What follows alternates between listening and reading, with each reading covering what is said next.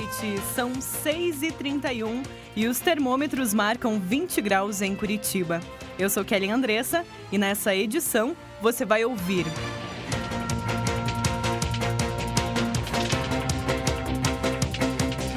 Nova governadora do Paraná nomeia mulher para o comando da Polícia Militar.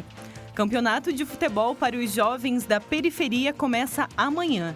E ainda, segundo a reportagem da série Religiões e a Agenda Cultural, agora no Uninter Informa.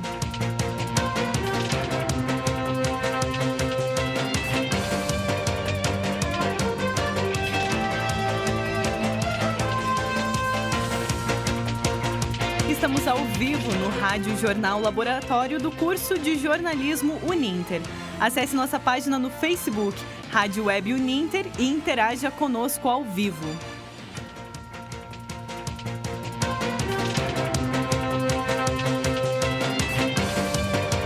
Lula recebeu ordem de prisão ontem à noite. A ordem era se apresentar à Polícia Federal em Curitiba até às 5 da tarde de hoje, o que não ocorreu. Quem tem mais informações ao vivo aqui no Uninter Informa é Kevin Capobianco. Boa noite, Kelly. Boa noite a quem está nos ouvindo aí pela Rádio Web Uninter ou pelo Facebook.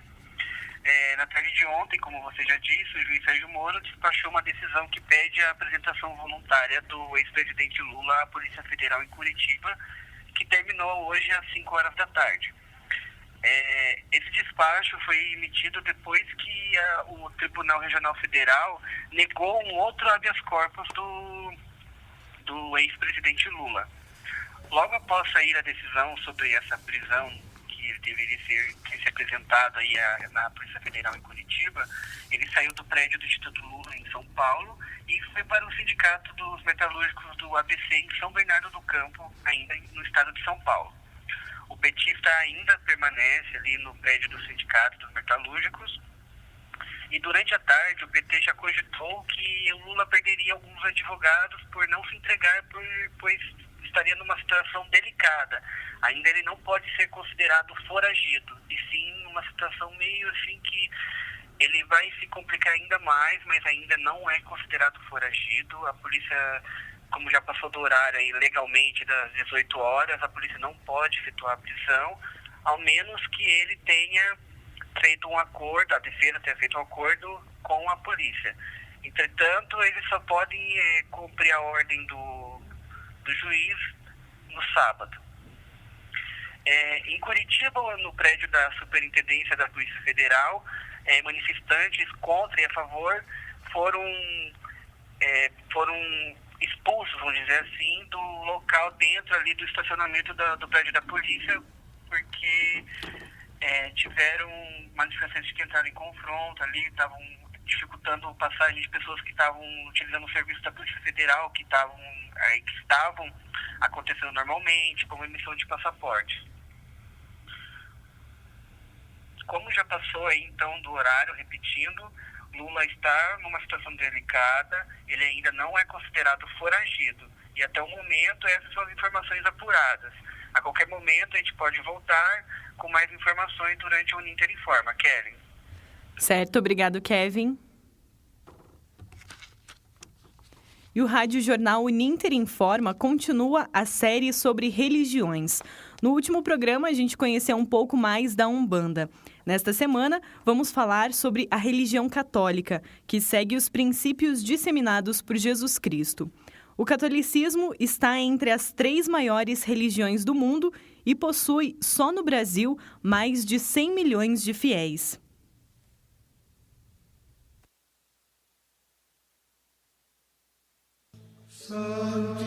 Adveniat regnum tuum. Desde criança, a paroquiana Lilian Shoa frequenta a Igreja Católica. Ao chegar na adolescência, percebeu que ser católico era algo pessoal. A partir disso, decidiu a começar a amar a Deus, segui-lo e aprender mais sobre ele, Jesus Cristo. E que eu ser católico é aprender mais sobre o amor, sobre ser generoso, sobre misericórdia e sobre o perdão. Aí eu comecei a frequentar o grupo de jovens e percebi que era importante participar das missas, das festas, dos momentos de oração, para que isso agregasse mais na minha fé. O catolicismo surge no século I a partir da experiência dos primeiros cristãos. A religião é baseada no testemunho dos apóstolos de Jesus e do que o povo hebreu da época vivenciou. A Igreja surgiu pela revelação, como explica o Frei Lucas José Mício. O que é a revelação? Então, é o momento em que Deus atua na história, Deus se faz homem, Deus se encarna como ser humano na pessoa de Jesus Cristo. E ele vem para mostrar Cristo vem para mostrar qual a vontade do Pai para o ser humano, né? Mostrar como seria o reino de Deus, rompendo em algumas coisas com a tradição, ou melhor, como ele diz, cumprindo plenamente a tradição judaica, que o cristianismo ele tem essa raiz no judaísmo, de certo modo, porque Jesus era judeu. Então, Deus que atua nessa história, já desde o início do judaísmo, quando Deus liberta o povo de Israel da opressão dos egípcios, e aí já promete depois o Messias, e esse fato se concretiza na vinda então de Jesus Cristo, que se faz homem. Os princípios seguidos no catolicismo estão concentrados na oração do creio. A reza pode ser entendida a partir dos ensinamentos que foram dados por Cristo. Amar o próximo como o próprio Deus nos amou, ou seja, entregando a sua própria vida por nós. Um princípio fundamental do cristianismo é Deus que se entrega para salvar o ser humano do pecado, Deus que assume o pecado do ser humano e se entrega na morte de cruz para salvar o ser humano. Então, Cristo também transmite esta ação a todos os cristãos.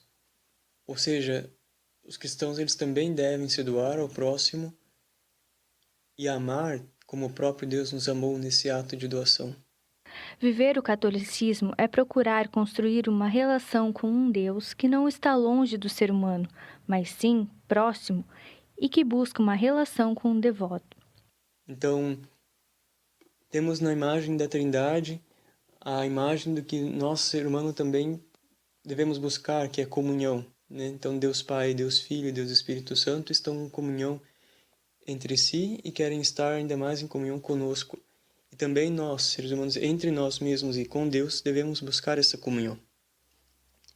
É uma relação que se constitui através do amor. Então, o cristianismo ele tem essa perspectiva muito bonita de uma espiritualidade que busca uma relação de intimidade com Deus. E, como disse, um Deus que está próximo da nossa realidade. Uma das características do catolicismo é a veneração aos santos e a Maria. A mãe de Jesus, ou também Nossa Senhora, é uma das principais figuras da Igreja e possui diferentes nominações em todo o mundo. Ainda existem diversos santos beatificados, ou seja, homens e mulheres que viveram o que a Igreja entende como intimidade com Deus. Para Frei Lucas, são pessoas que estiveram em plenitude com o que Cristo pregava. Mas também lembrando que a devoção aos santos, a devoção a Maria, ela não substitui, não é o culto a Deus, não é uma adoração aos santos, né? Então, é uma veneração, eles são tomados como exemplos, não como um culto que se faz a eles no mesmo sentido que se faz a Trindade. Independente da religião, se manter firme nos preceitos de uma doutrina é sempre um desafio. Para católicos fervorosos como Lilian, é justamente o legado dos santos que a ajudam a continuar no caminho da fé. E tem uma frase da nossa Santa Edith Stein, que é uma santa carmelita, que ela diz bem assim: responder ao chamado de Deus é sempre uma aventura, mas vale a pena correr esse risco.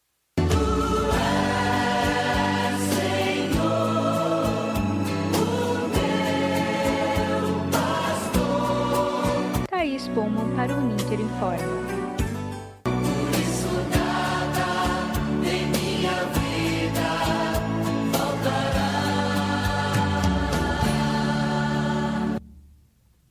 Cida Borghetti é oficialmente governadora do Paraná.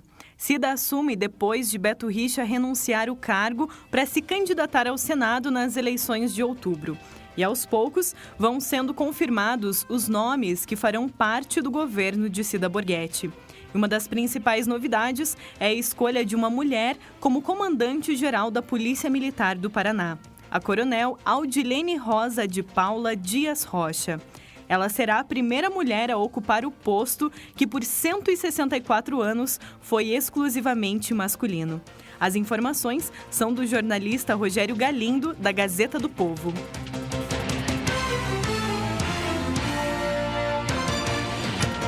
E ainda falando sobre a posse da governadora Cida Borghetti, o repórter Luiz Gustavo traz os detalhes sobre uma compra ilustre para o dia de hoje. Boa noite, Luiz. Boa noite, Kelly. O governo estadual abriu um chamamento em caráter de emergência para a posse da, agora, governadora do Paraná. No pedido constavam serviços de sonorização, estruturas metálicas e tablados. O valor que foi previsto e disponibilizado para o trabalho é de R$ 38.500. No caso, foi, R$ 38.000 gastos em um só dia. É o equivalente ao valor médio pago para cursar por 4 anos uma faculdade particular de jornalismo. E ainda sobra troco, pelas minhas contas aqui. Sobra aí pelo menos R$ 8.000. O chamamento foi autorizado pelo secretário-chefe da Casa Civil, Valdir Rossoni. Claro que sabemos que nesse tipo de contratação emergencial não é necessário edital para licitação. Agora, para aumentar o salário dos professores do Estado, além do edital, é preciso muita audiência e algumas balas de borracha. Kellen.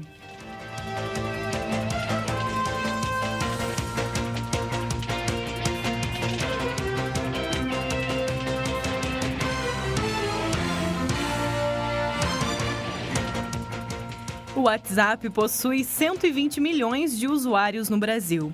O número corresponde a quase 10% do número de inscritos em todo o mundo.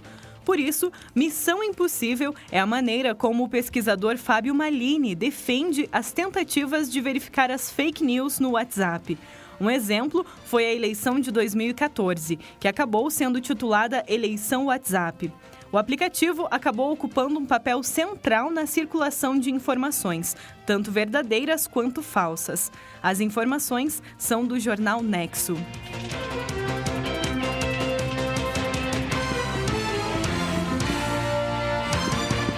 E o Uninter Informa faz um breve intervalo. Aproveite para deixar seu comentário na nossa página. Voltamos já.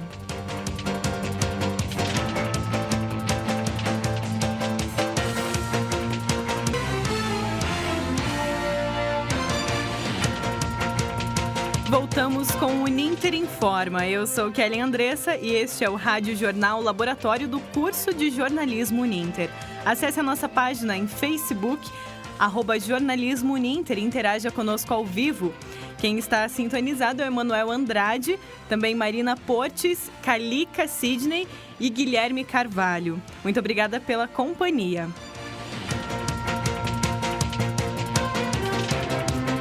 Acesse também o portal de notícias do curso de jornalismo Uninter, mediaçãouninter.com.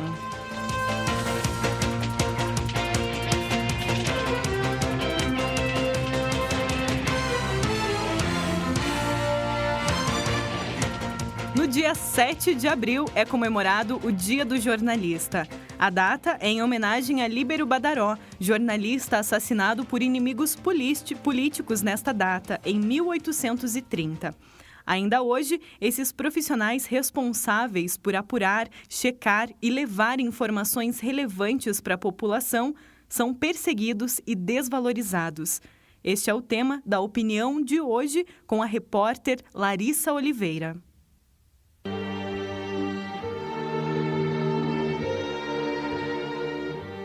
Um jornalista é morto por semana no mundo. Vários são ameaçados. Muitos são perseguidos. Diversos são silenciados. E sabe por quê? Simplesmente por fazer o trabalho deles. Os jornalistas pagam um preço alto por defenderem direitos fundamentais concedidos a todos nós. O direito à informação e a liberdade de expressão. No Brasil, esses profissionais viram manchete. Em todos os estados, jornalistas são hostilizados, agredidos, têm equipamentos e ferramentas de trabalho quebrados, são humilhados, são assediados. Esses atos inaceitáveis são uma ameaça ao respeito e à democracia. Chega de violência, chega de impunidade. Os jornalistas estão gritando por segurança. Mas não quero terminar este manifesto de maneira amarga. Gostaria de parabenizar estes profissionais não apenas pela garra e coragem, mas também porque amanhã é 7 de abril, Dia do Jornalista. E mesmo que eles estejam ocupados finalizando matérias, reportagens, offs, sonoras e VTs, espero que possam comemorar e lembrar desta data tão importante. Jornalistas, uni-vos! O motociclismo é uma área pouco explorada nos esportes, principalmente pela mídia. Aqui no Paraná, ela está representada por pilotos profissionais e amadores. Você já deve ter ouvido falar em motociclismo, mas você sabia que ele é um esporte com diversas modalidades? A Federação Paranaense de Motociclismo é responsável por organizar e supervisionar os campeonatos no estado. Segundo o presidente da federação, Gilberto Rosa, a organização cuida de todos os detalhes para a realização das corridas. A gente realiza todos os campeonatos nas modalidades que existem, ou seja, motocross, velocross, cross-country, enduro fino, enduro de regularidade e moto velocidade.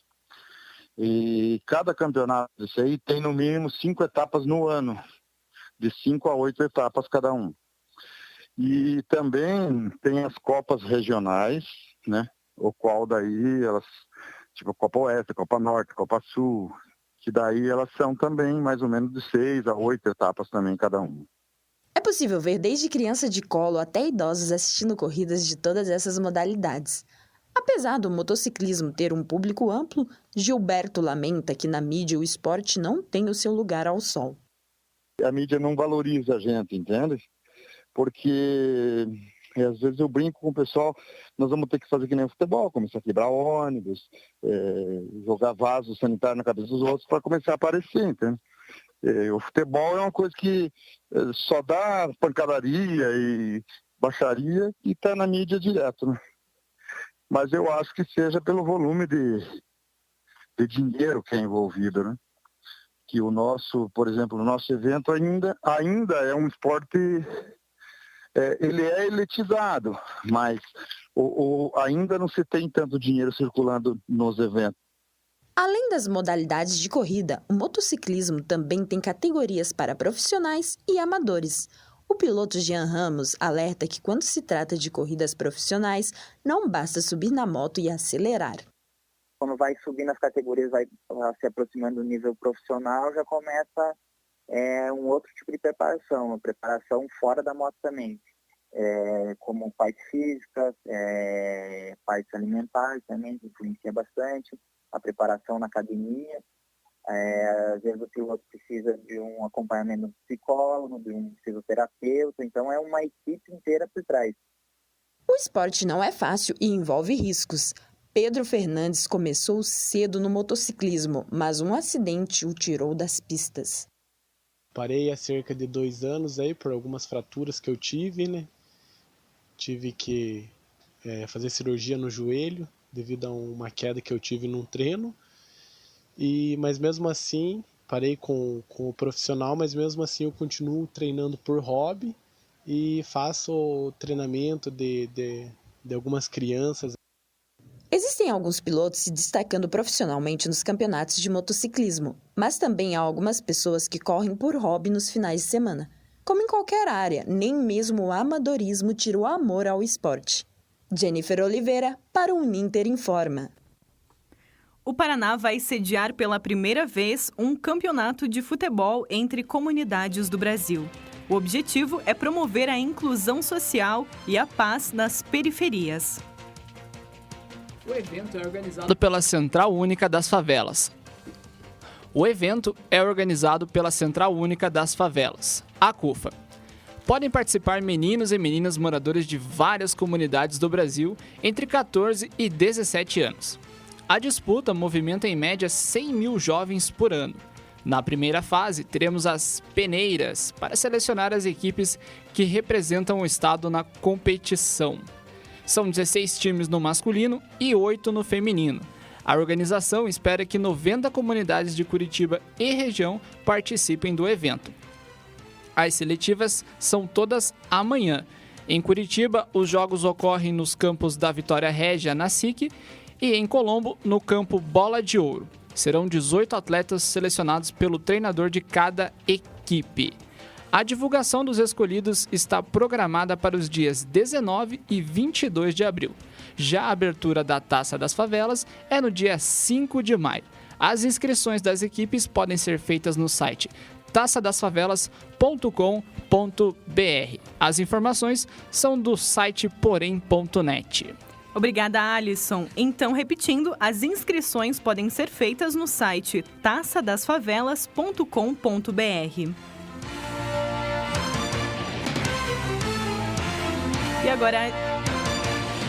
E agora a agenda cultural para o final de semana com Gabriel Mafra. O Festival de Teatro de Curitiba termina neste final de semana, mas ainda teremos diversas atrações no sábado e no domingo, e por isso hoje a agenda é especial.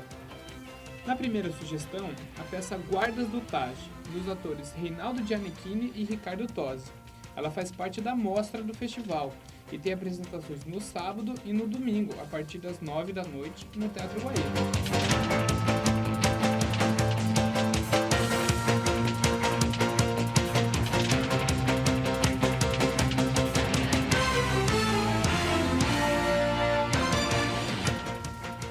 Outro destaque é a peça Toma uma Fazenda. O espetáculo aborda o tratamento aos homossexuais no ambiente de famílias rurais do século passado. As apresentações acontecem no sábado e domingo, às 7 da noite, no Teatro da Reitoria. Os ingressos para a peça podem ser comprados nas bilheterias oficiais do festival, nos shoppings Miller e Barigui, ou pelo site www.festivaldecuritiba.com.br.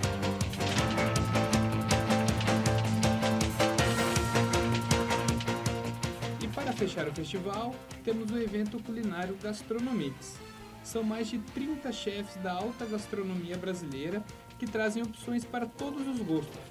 O ingresso custa R$ 12,00 e pode ser comprado na hora. Os pratos custam entre R$ 15 e R$ 25.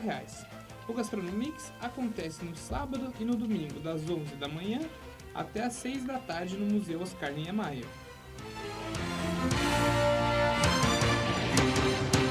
Obrigada, Gabriel. E o Uninter Informa fica por aqui. Na apresentação, Kellen Andressa. Editora-chefe, Patrícia Zene. Na produção, Aliana Machado, Alisson Moura, Kevin Capobianco, Gabriel Mafra, Larissa Oliveira, Luiz Gustavo e Thaís Pullman. Trabalhos técnicos de Edson Wormes. Orientação e supervisão, professora Silvia Valim. Coordenação do curso de jornalismo Uninter, professor Guilherme Carvalho. Bom final de semana, obrigada pela sua companhia.